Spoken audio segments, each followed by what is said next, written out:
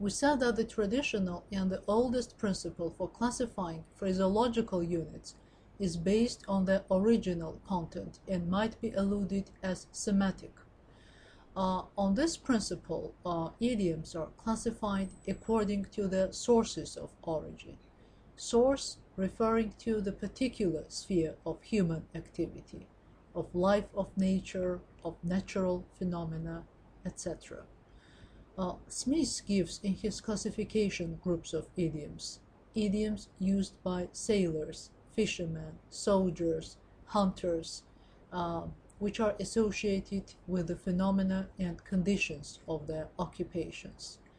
In Smith's classification, we also find groups of idioms associated with domestic and wild animals and birds, agriculture and cooking. There are also numerous idioms drawn from sports, arts, etc. This principle of classification is sometimes called etymological. And now let us deal with some examples. To be all at sea.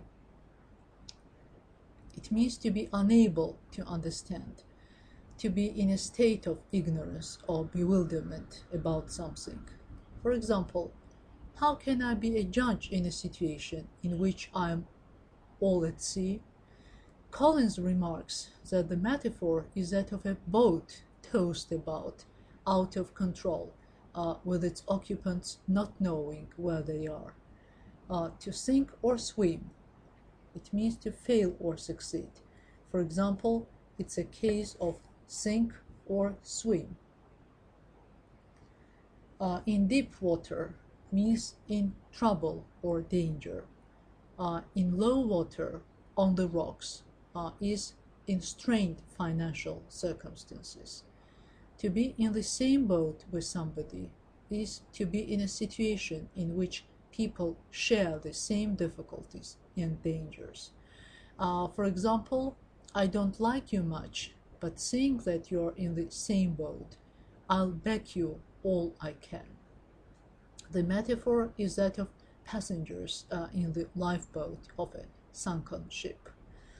To sail under false colors is to pretend to be what one is not, sometimes to pose as a friend and at the same time have hostile intentions. The metaphor is that of an enemy ship that approaches its intended prey, showing at the mast the flags or the colors of a pretended friendly nation. To show one's colors is to betray one's real character or intentions. The allusion is once more to a ship showing the flag of its country at the mast. To strike one's colors means to surrender, give in. The metaphor refers to a ship hauling down the flag, which is a sign of surrender. To weather the storm or to ride out the storm is to overcome difficulties, to have courageously stood against misfortunes. To bow to the storm is to give in, to acknowledge one's defeat. 3 sheets to the wind is very drunk.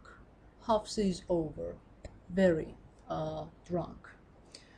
So, as you can see, distant memories of the sea romance and adventure still linger in some of the idioms.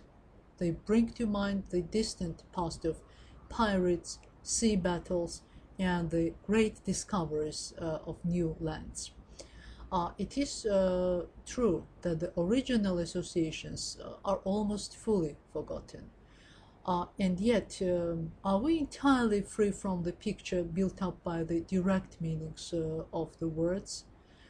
If it were really so, and all the direct associations of the idioms had been entirely erased, phraseology would not constitute one of the language's main expressive resources. Its expressiveness and wealth of color largely, if not solely, depend on the ability of an idiom to create two images at once, that of a ship safely coming out of the storm and that of a man overcoming his troubles and difficulties to weather the storm or to ride out the storm. So the semantic principle of classifying phraseological units has real merit, but it does not take into consideration the linguistic characteristic features of them.